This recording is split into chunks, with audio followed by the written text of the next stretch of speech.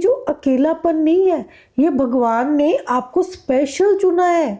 ची ची पै पै तू मैं इन सब से निकाल के भगवान ने आपको एक ऐसी शांत जगह पे रखा है जिसमें आपको सिर्फ अपने पे काम करना है और खुद अपने लिए कमाना है, खुद खाना है, कल की कल देखेंगे।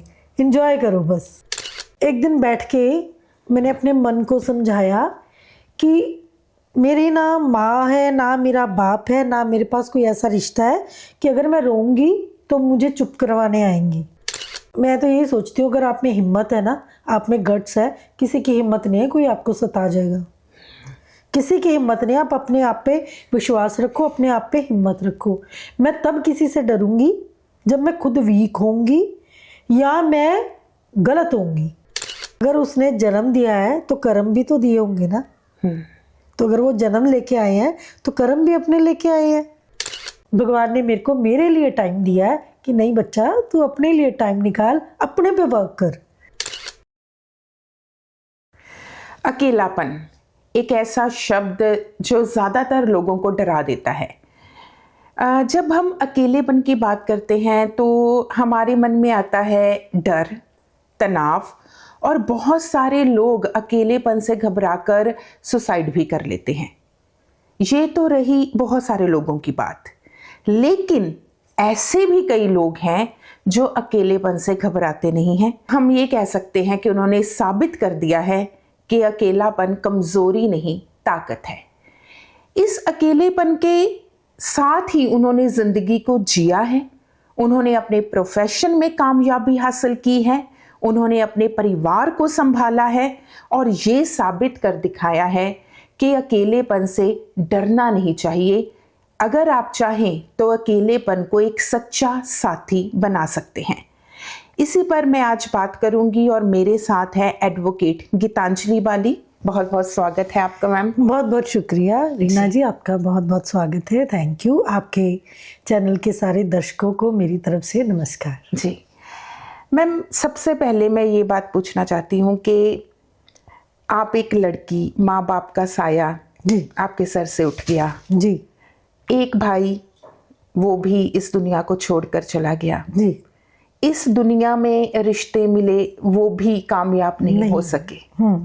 तो एक ऐसी जिंदगी जिसमें हमेशा जिंदगी की हर एक स्टेज पर अकेलापन मिला आपको जी। कितना सताया इस अकेलेपन ने?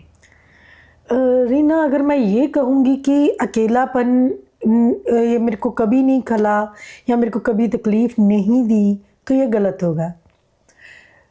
जब एक लड़की पैदा होती है तो उसको शुरू से एक ड्रीम्स होते हैं कि उसके कोई ड्रीम्स हैं वो फुलफिल होंगे। मेरा कोई ड्रीम बॉय आएगा या मैं सक्सेस होंगी या ऐसा होगा वैसे, बहुत एक सपने लेके लड़की अपना जीवन शुरू करती है। लेकिन होता वही है जो भगवान को मंजूर होता है।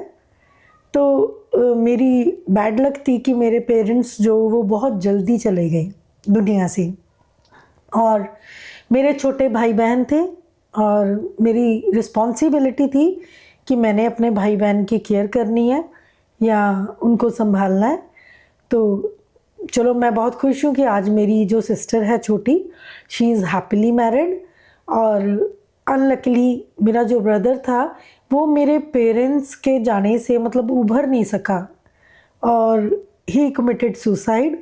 वो भी बहुत बड़ा झटका था मेरे लिए। और मम्मी पापा चले गए बहुत जल्दी। मम्मा एक्सीडेंट हो गया था, पापा को ब्रेन ट्यूमर था और भाई चला गया। चलो, बहन अपने घर थी। तो कुछ मेरी ज़िंदगी में ऐसे सिचुएशंस हुई कि मेरे 2 बच्चे हैं। मेरा बेटा जो है वो कनाडा में है, स्ट्रगल कर रहा है, ज़िंदगी आगे बढ़ाने के लिए सोच रहा है। और मेरी एक बेटी है जो कि बहुत छोटी है, अभी 2nd क्लास में है। तो नहीं, मेरा रिलेशनशिप जो है वो नहीं सक्सेस हो सका। तो पहले मैं काफ़ी डिप्रेशन में चली गई। काफ़ी मैं सोचती थी कि हाय मेरे साथ ऐसा क्यों हो रहा है, क्योंकि आदमी एक कोई भी इंसान है, औरत है, वो एक प्यार ढूंढता है या प्यार ढूंढती है। बिल्कुल। तो मैं भी सिर्फ एक प्यार ही ढूंढ रही थी जो कि मेरी शादी में, मेरे रिलेशनशिप में मेरे को नहीं मिल सका। तो काफ़ी अपसेट रही मैं, काफ़ी रोई। मतलब एक टाइम ऐसा था कि किसी को छोड़ना मुझे ऐसा लग रहा था कि जैसे आपको ड्रग की एडिक्शन नहीं हो जाती, कि आप एक ड्रग एडिक्ट हो और वो छोड़ते हो, आपको तड़प होती है, आप तड़पते हो कि कैसे होगा, कैसे होगा, हाय मैं क्या करूँगी, कैसे करूँ। मैं बहुत तड़पी हूँ, मैं बहुत रोई हूँ, काफ़ी सहा है मैंने।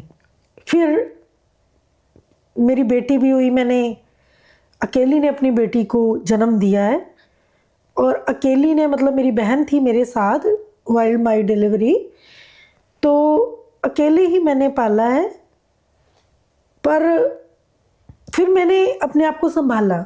मैंने ये सोचा रीना, एक दिन बैठ के मैंने अपने मन को समझाया कि मेरी ना माँ है, ना मेरा बाप है, ना मेरे पास कोई ऐसा रिश्ता है कि अगर मैं रोऊंगी तो मुझे चुप करवाने आएंगी, या अगर मैं बैठूंगी तो कोई मुझे कहेगा कि हाँ तुम बैठो और हम हैं। ऐसा कुछ भी नहीं है मेरी लाइफ में। बहुत रोई, बहुत तड़पी। और फिर मैंने सोचा कि इस स्थिति में मैं ही हूँ जो अपने आप को संभाल सकती हूँ, या मेरा भगवान है। भगवान एक ऐसी चीज़ है, एक पॉजिटिव एनर्जी है रीना। भगवान जो मेरी नज़रिए में भगवान है, वो मैं समझती हूँ कि भगवान एक यूनिवर्स है। यूनिवर्स एक संसार, पूरा यूनिवर्स जो हमें सुनता है, जो हम कहते हैं वो सुनता है, वो करता है। मैंने उसी यूनिवर्स से बोला कि नहीं, मुझे निकलना है। इस तरह रो के या इस तरह बेढाल होके, या जैसे लोग कहते हैं, कई लोग मुझे मिलते हैं कहते हैं कि हम, जिस तरह तेरी सिचुएशन है, अगर हम होते तो हम सुसाइड कर लेते। बिल्कुल। पर मेरे सामने मेरे बच्चे थे, मेरे पास मेरे बच्चे हैं, और मेरे लिए वो सिचुएशन जो थी उसमें मैंने अपने आप को निकाला और मैंने अपना पति, अपने काम को चूज़ कर लिया कि जो मेरा वर्क है मैं इसी को अपना बनाऊंगी। और भगवान ने, थैंक्स टू माय पेरेंट्स जिन्होंने मेरे को पढ़ाया लिखाया, और डिग्री थी मेरे पास लॉ की। मैंने खुद, जब मैं मेरे खुद एलएलएम की, तब मेरे पेरेंट्स की डेथ हो चुकी थी। खुद मैंने एलएलएम की और मैंने खुद पीएचडी कंप्लीट की।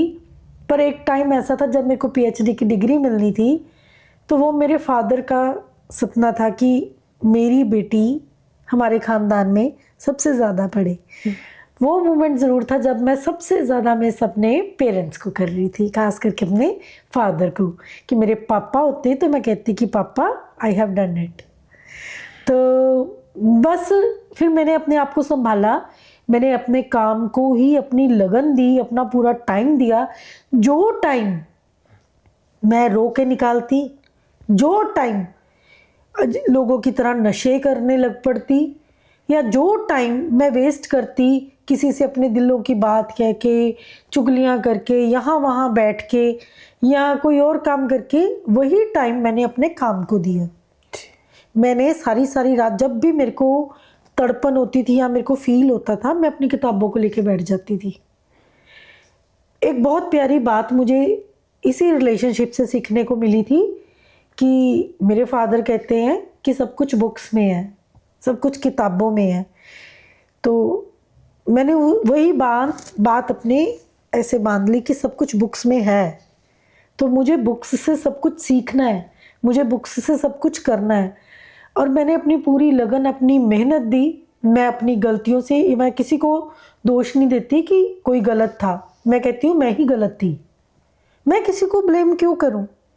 हो सकता मेरी गलतियाँ हो, मैं, वो अपने नज़रिए से ठीक है, मैं अपने नज़रिए से ठीक हूँ, पर मैं तो किसी पे ब्लेम नहीं करूँगी। मैं कहूँगी कि मैं गलत थी तो मैं अकेली हो गई।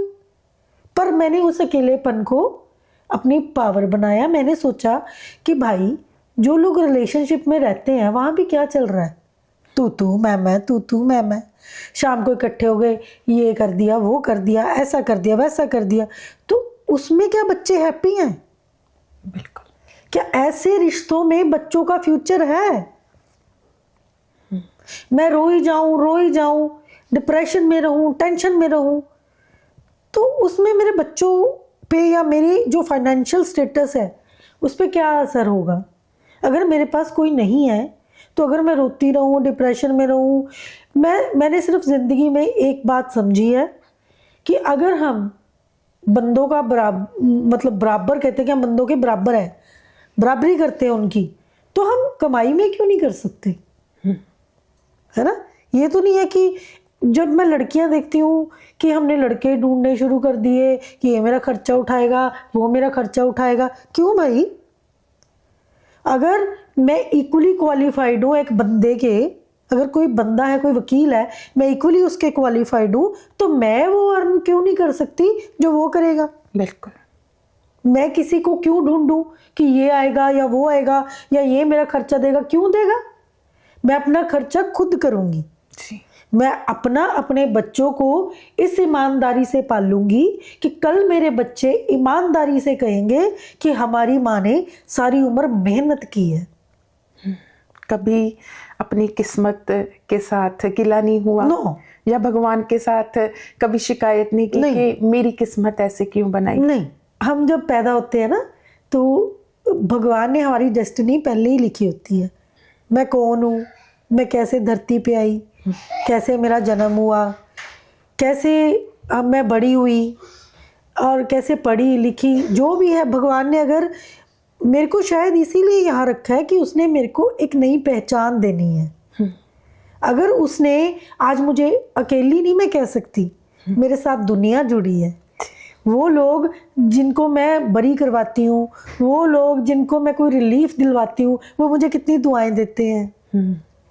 और किसी को बरी कराना या रिलीफ दिलाना, वो अगर मैं रो दो खुद ही डिप्रेशन में, तो मैं उनको कैसे दिलवाऊंगी? बिल्कुल। तो वही टाइम जो है वो मैं अपने काम पे अगर स्पेंड करती हूँ, उनके केस पे स्टडी करती हूँ, तो उसका मैं रिजल्ट देती हूँ और उनकी मुस्कुराहटें देख के मेरा दिल खुश हो जाता है। आज की बात बताऊँ, आज ही मैंने एक दिन में मैंने अलग 3 केसों में 4 बंदे जो है वो बरी करवाए। अब हमारे लिए कहना बड़ा आसान हो जाता है कि बरी करवा दिए, लेकिन कभी आपने मेंटल स्टेटस उन लोगों का सोचा जो एक कैद में रहते हैं, जो एक डिप्रेशन में कि उनके ऊपर केस चल रहे हैं, जो इन मेंटली डिप्रेशंस में रहते हैं, और उनको उससे रिलीफ दिलवाना वो कितनी बड़ी बात है। जी। और वो भगवान ने शायद मेरे में एबिलिटी देनी थी, शायद भगवान ने मेरे को एक अलग अभी पहचान देनी है, शायद भगवान ने मेरे लिए कुछ अलग सोच रखा है कि उसने मेरे को एक बहुत ऊंचे मुकाम पे लेके जाना है और मैंने सक्सेस होना है। जी। होना है मैंने। बिल्कुल, आप हैं और भी होंगे। और भी होना है जी। तो शायद इसीलिए भगवान ने मेरे को मेरे लिए टाइम दिया है कि नहीं बच्चा, तू अपने लिए टाइम निकाल, अपने पे वर्क कर। डर पर काबू कैसे पाते हैं? मैं कि एक तो डर होता है कि जैसे अकेले रहना, क्योंकि अगर हम 2-4 दिन के लिए भी अकेले रहें तो हमें डर लगना शुरू हो जाता है कि कोई साथ में हो। जी। एक डर होता है कि इस पूरी दुनिया में जब आपके पीछे कोई नहीं खड़ा तो सताने वाले भी ज्यादा होते हैं। जी। तो ऐसे डर पर काबू कैसे पाते हैं? जी ना, मेरे को तो कभी ऐसा फील नहीं हुआ। अच्छा। ना, मैं तो यही सोचती हूँ अगर आप में हिम्मत है ना, आप में गट्स है, किसी की हिम्मत नहीं है कोई आपको सता जाएगा। किसी की हिम्मत नहीं, आप अपने आप पे विश्वास रखो, अपने आप पे हिम्मत रखो। मैं तब किसी से डरूंगी जब मैं खुद वीक होंगी या मैं गलत होंगी। अगर मैं गलत हूँ तो मैं आपसे डरूंगी, अगर मैं वीक हूँ, मेरी कोई कमजोरी है आपके पास, तो मैं डरूंगी। लेकिन अगर मैं खुद वही बंदों की तरह हूँ, कोई कैसे कुछ कह जाएगा। मैं सच में बिलीव नहीं करती कि कोई किसी को कहता कि मुझे छेड़ गए जी, ये कर गए जी। कैसे छेड़ गए, कैसे कर गए? मेरे को कभी किसी ने ऐसे फ़ोन नहीं किया गलत, जैसे कि लोग कह देते कि मेरे को ऐसे फ़ोन कर दिया, मेरे को नहीं कभी किसी ने किया। पता नहीं क्यों, मेरे को लगता है कि शायद मेरी अपीयरेंस ही ऐसी है कि किसी की हिम्मत ही नहीं पड़ती कि कोई ऐसा मेरे से कोई बात करे कि मेरे को डर लगे। जी। कोई डर नहीं लगता। मैं आती हूँ 6-7 बजे अपने घर पहुँचती हूँ, अपने बच्चे का नेक्स्ट डे का देखती हूँ, उसको पढ़ाती हूँ, खुद पढ़ती हूँ, सो जाती हूँ। किस बात का डर?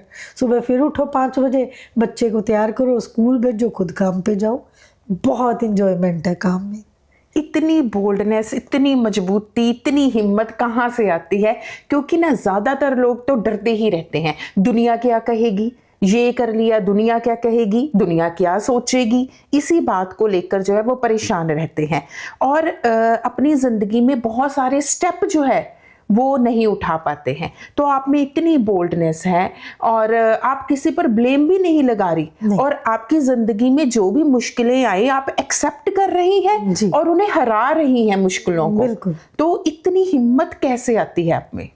हिम्मत ऐसे कि रीना, जब हमारे पास कोई ऑप्शन नहीं है, हमारे पास कोई ऑप्शन नहीं है। अगर मैं अकेली थी, ये जो आप कह रहे हैं कि दुनिया की परवाह करती हूँ मैं, और उसी दुनिया में जो लोग कहते हैं ना कि मैं दुनिया की परवाह नहीं करती, मैं दुनिया की परवाह नहीं करती, ये बिल्कुल गलत है। मैं दुनिया की परवाह करती हूँ, ठीक है। मैं उसी दुनिया में से हूँ, मैंने उसी दुनिया में अपना एक मुकाम बनाना है, मैंने इसी दुनिया से ऊपर उठना है जी। इसी दुनिया ने मेरे को जीना सिखाया कि क्या गलत है क्या सही है, ठीक है ना। अकेलापन होता है, हर आदमी को होता है, वो एक साथ ढूंढता है, उस साथ में कुछ प्रॉब्लम्स होती हैं, कुछ गलतियां होती हैं। अगर नहीं वो ठीक चला तो कोई बात नहीं, ये तो नहीं है कि अब एक को छोड़ा दूसरे को पकड़ो, दूसरे को ऐसा नहीं होना चाहिए। आप अपनी ज़िंदगी में जो अपना साथ है, या अपने भगवान को, या अपने कैरियर को, या अपने बच्चों को समझो, ठीक है ना। मैं बहुत आदमी भी देखती हूँ कि जो अपनी वाइफ को छोड़ के इधर चले गए उधर चले गए, क्यों? फिर बच्चों की केयर, या लड़कियाँ भी, सॉरी टू से, बहुत सारी लेडीज़ मैं देखती हूँ कि आज मैरिड हैं, वेल सेटल्ड हैं, फिर भी बॉयफ्रेंड है, फिर कल कोई और बॉयफ्रेंड है, परसों कोई, इस तरह की मैं देखती हूँ चीज़ें। पर ये जब दुनिया उन चीज़ों को एक्सेप्ट कर रही है, तो अगर मैं अकेली हूँ, अगर मैं स्ट्रगल कर रही हूँ, अपने बच्चों को पाल रही हूँ, तो दुनिया क्यों नहीं एक्सेप्ट करेगी जी? कोई गलत काम तो नहीं कर रही, कोई इस तरह का काम तो नहीं कर रही। आज मेरे मोहल्ले में जाके आप पूछिए, सब प्राउडली आपसे कहेंगे कि ये बंदों की तरह जीती है जी। बंदों की तरह, ये नहीं कि बंदा का मतलब होता है, मैं अपने आप को बंदा समझती हूँ कि एक हिम्मत, बंदे में हिम्मत होनी चाहिए। ये नहीं कि मैं बंदा, मेल ही बंदा है, बंदा वो बंदा है, मैं बंदा हूँ, मैं अपने घर का खर्च कर रही हूँ, उठा रही हूँ, मैं अपने बच्चों को पाल रही हूँ, मुझे सिंगल पेनी की कभी किसी से कोई हेल्प नहीं है। लेकिन अगर भगवान ने मुझे यहाँ तक रखा है कि आज मैंने अपने बच्चे को कनाडा भेजा, मेरी लड़की सबसे महंगे स्कूल में पढ़ रही है और सबसे ज़्यादा खर्चा मैं अपने घर का करती हूँ, तो ये भी भगवान दे रहा है। अगर हिम्मत ना करती तो कब मिलता? कौन देता? कोई देता किसी को? लोग अगर ये इलीगल जो है चीज़ें कि 2-2 3-3 बॉयफ्रेंड रख लो, 2-2 3-3 गर्लफ्रेंड्स रख लो, वो एक्सेप्ट कर सकते हैं, तो उनको ये भी एक्सेप्ट करना पड़ेगा कि अगर कोई लेडी अकेली है, मेहनत कर रही है, बच्चे पाल रही है, तो उसको वही रिस्पेक्ट, वही इज्जत मिलेगी जो आम लेडीज़ को मिलती है। बिल्कुल सही बात।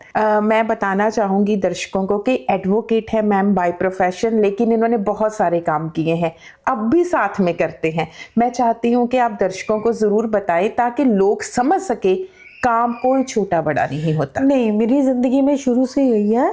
मेरे फादर जो है वो बैंक में थे, मेरी मदर जो है वो हेल्थ डिपार्टमेंट में थी। मैं एक अच्छी फैमिली से आती हूँ, लेकिन मेरे को शौक था शुरू से ही सिंगिंग और डांसिंग का। 10th में थी जब मेरी एक्चुअली स्कूल में टी सीरीज़ की तरफ से सिलेक्शन हो गई थी। 10th क्लास में थी तो नए नए ऑडिशंस चले थे, तब मेरी सिलेक्शन मेरे पेरेंट्स को भी नहीं पता था जी। तो स्कूल से ही ले गए, टीचर साथ गए थे, तो कपड़े तो थे नहीं, बस कुएं वगैरह लगा के उन्होंने रेंट पे लेके कपड़े दे दिए। और पहला गाना शूट हुआ जोबिंद्र रखिया जी का था, लोका दा ना दुध विकदा तेरा विकदा जय करे पानी। तो उसमें मैं मॉडल थी, मेरे को तो पता ही नहीं था कि मेरे को तो ये था स्कूली फंक्शन है ना। तो लकीली वो जो सॉन्ग था वो हिट हो गया। बिंद्र रखिया जी इतने बड़े सिंगर है, वो तो होना ही था। तो जब वो हिट हुआ तो लोग मेरे घर पे आने लग गए, तो आस पड़ोस वाले सारे ऑटोग्राफ तो पहले तो मम्मी डैडी ने बहुत मारा, बहुत पिटाई हुई, ये क्या बताया नहीं, कुछ किया नहीं। तो फिर पर मेरा शौक़ था, उन्होंने मेरे शौक़ को समझा। फिर मेरे ऐसे ऐसे मेरे को ऑफ़र्स आने लगी। करमजीत अनमोल जी उनका गाना था, तेरे उजाड़े उजड़ गए नहीं असी वसदे वसदे। फिर धर्मप्रीत था एक सिंगर बठिंडा से, इन्ना कदे भी नहीं रोया जिन्ना कल तैनू रोया सी मैं। इस तरह मॉडलिंग फील्ड में कुलदीप मानक जी और सरदूल सिकंदर जी, कईयों के साथ मेरे सॉन्ग्स जो वो शूट हुए, एज अ मॉडल मैंने काम किया। फिर मेरा ज़्यादा रुझान जो था वो सिंगिंग की तरफ था, तो बाई जी ने मेरे को, पम्मी बाई जी ने मेरे को हौसला दिया, तो मैंने कुछ पुराने फोक गाने शुरू किए, तो मेरी एल्बम भी आई थी। और इस तरह मेरा जो है इस फील्ड में भी शौक़ रहा। लेकिन पेरेंट्स ने बोला था कि जब तक स्कूल कॉलेज टाइम है ठीक है, लेकिन उसके बाद नहीं। तो फिर उसके साथ साथ लेकिन मैंने स्टडीज़ की। फिर कुछ टाइम के लिए मैं बाहर भी गई, तो बाहर भी मैंने काफ़ी काम किया है। जो हमारी स्टडीज़ तो ज़ीरो हो जाती है वहाँ पे, तो काफ़ी मेहनत वाला काम भी, दिहाड़ीदार जैसे लेबर करते हैं वो भी किया है। तो फिर कुछ दिनों में मैंने नई नई वकालत शुरू की, तो मेरे पास इतना काम अभी नहीं था, तो मेरे को 50 रुपये कोई दे जाता था तो मैं उसकी एप्लीकेशन तैयार कर देती थी। किसी ने 500 दे दिया तो उनका केस तैयार कर दिया ड्राफ्टिंग में, तो सारी सारी रात बैठ के पढ़ के फिर मैं ड्राफ्टिंग करती थी। फिर धीरे धीरे, मतलब ये नहीं कि कोई फैमिली की तरफ से था, पेरेंट्स काफ़ी कुछ छोड़ के गए थे हमारी तरफ, लेकिन मुझे ये था कि मैंने जो बनाना है ना वो खुद बनाना है, अपने दम पे बनाना है। मेरे पेरेंट्स के घर हैं, लेकिन मेरे को अपना भी बनाना था कि अगर मेरे पेरेंट्स बना सकते हैं तो मैं भी बनाऊंगी, इसमें किसी का कोई योगदान नहीं होगा। और भगवान की कृपा से आज आप देख रहे हो कि 3-4 मकान मेरे पास, भगवान की कृपा से सब कुछ है, ज़मीनें ज़मीनें सब भगवान ने बना दी। लेकिन यह है कि मैंने मेहनत नहीं छोड़ी। सुबह से लेके मैं रोज़ रात, मेरे को सोते सोते 1:30 बज जाता है, लेकिन 5 बजे रूटीन में उठ के मेरे को फिर काम करना होता है। अब तो आदत पड़ गई, लेकिन मेहनत करोगे ना उसका तो मज़ा ही और है जी, मज़ा ही और है मेहनत का। कभी मैंने ये भी नहीं सोचा कि कोई क्लाइंट पैसे दे रहा तो उसका मैं ज़्यादा अच्छा करूँगी, नहीं दे रहा तो नहीं करूँगी, ऐसा कुछ नहीं है। मुझे ये होता है कि अगर किसी ने मेरे पे ट्रस्ट किया रीना, अगर आपने मुझ पे ट्रस्ट किया तो मुझे आपका ट्रस्ट पूरा करना है। जी जी, बस यही है मेरी ज़िंदगी। और अकेलापन बहुत अच्छा है, अकेलापन नहीं है, साथी है मेरा। जी, एक ना इंसान को ये चीज़ बहुत परेशान करती है कि जैसे हम रात को अकेले हैं, बीमार हो गए, फिर क्या करेंगे, हमें कुछ हो गया, हमारी सेवा कौन करेगा, ये चीज़ इंसान को बहुत परेशान करती है। या मुझे कुछ हो गया, मेरे बच्चों का क्या होगा। तो इन सारी चीज़ों से, इन सारे विचारों से कैसे डील करती हैं? देखिए, जो बच्चे हैं वो इनकी जो बॉडी है, उनका जो फिज़िकल अपीयरेंस है, वो कहने के लिए मैं उनकी माँ हूँ, लेकिन देने वाला तो भगवान है ना जी। अगर उसने जन्म दिया है तो कर्म भी तो दिए होंगे ना। तो अगर वो जन्म लेके आए हैं तो कर्म भी अपने लेके आए हैं। अगर मेरी मम्मा हेल्थ डिपार्टमेंट में थी तो उसके कर्म की जगह मैं क्यों नहीं लगी हेल्थ डिपार्टमेंट में। मेरे फादर बैंक में थे तो मैं क्यों नहीं बैंक में। तो ये मेरे कर्म है, तो मेरे बच्चे भी अपना कर्म खुद लेके आए हैं। रही बात कि अगर मैं बीमार हो गई या कल मुझे कुछ हो गया, तो देखिए ज़िंदगी में कुछ सोशल वर्क करना चाहिए, हमेशा करना चाहिए। अगर आप अपनी ज़िंदगी सुकून से जीना चाहते हो ना, अभी से उन बच्चों की हेल्प करो जिनका कोई नहीं है, उन बुज़ुर्गों की हेल्प करो जिनका कोई नहीं है। क्या पता कल हम भी उनमें से एक हो। बहुत ऐसे आश्रम्स हैं जहाँ पे केयर मिलती है, ठीक है, भगवान ने पैसा दिया, देंगे, हम केयर वो करेंगे। जी, यानी कि कोई चीज़ आपको तोड़ती नहीं है। नहीं, इतने मजबूत आपने अपने आप को बना लिया है। बिल्कुल। मैंने तो लड़के की शादी करनी है, उसको भी अलग कर देना। जी, लड़की ने तो अपने घर चले ही जाना है, ठीक है ना। फिर हम भगवान का जय श्री राम। वाकई ही मैडम की बातों से ऐसा लगता है कि मैडम ने अकेलेपन की धारणा को ही बदल दिया। हम सब जो अकेलेपन शब्द से इतना डरते हैं ना, हाय अकेले कैसे रहेंगे, जैसे एक दिन भी अकेले रहना पड़े ना तो डर लगता है, नहीं अकेले नहीं रहना। या अगर हमें कोई कहे कि अकेले रहो तो मन में आता है कि बातें किससे करेंगे। या कई बार ऐसा होता है कि हमारे जो अपने होते हैं, हमारा जो ख्याल ही आता है कि अगर ये चले गए इस दुनिया से फिर क्या होगा, हम तो संभाल ही नहीं पाएंगे। लेकिन मैडम ने उन सारी धारणाओं को आज गलत साबित किया है। अकेलापन वाकई ही ताकत बन सकता है, ये मैडम ने अपनी ज़िंदगी में साबित किया है। जैसे मैडम ने कहा है कि अकेलेपन को मैंने साथी बना लिया है और प्यार किया है अपने काम से।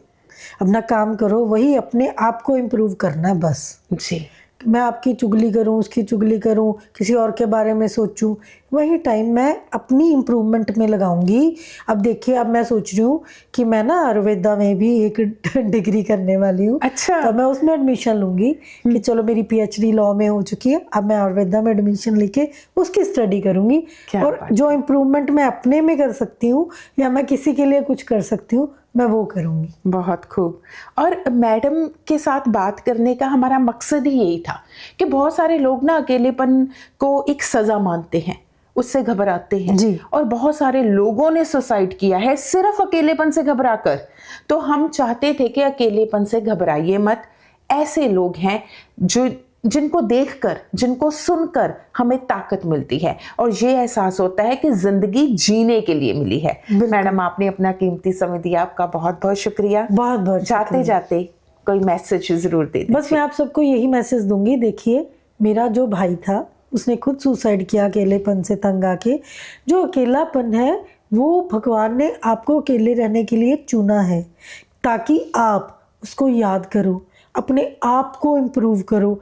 अपना जो टाइम है वो अपनी इम्प्रूवमेंट या अपने काम पे लगाओ। ये जो अकेलापन नहीं है, ये भगवान ने आपको स्पेशल चुना है। ची पै तू मैं इन सब से निकाल के भगवान ने आपको एक ऐसी शांत जगह पे रखा है जिसमें आपको सिर्फ अपने पे काम करना है और खुद अपने लिए कमाना है, खुद खाना है। कल की कल देखेंगे। एंजॉय करो बस। जी। वाकई दोस्तों, खुश रहो, आबाद रहो। और आप क्या सोचते हैं जिंदगी को लेकर, कमेंट बॉक्स में आप अपने संदेश हमें दे सकते हैं। आज के विशेष प्रोग्राम में इतना ही, फिर मिलेंगे। धन्यवाद।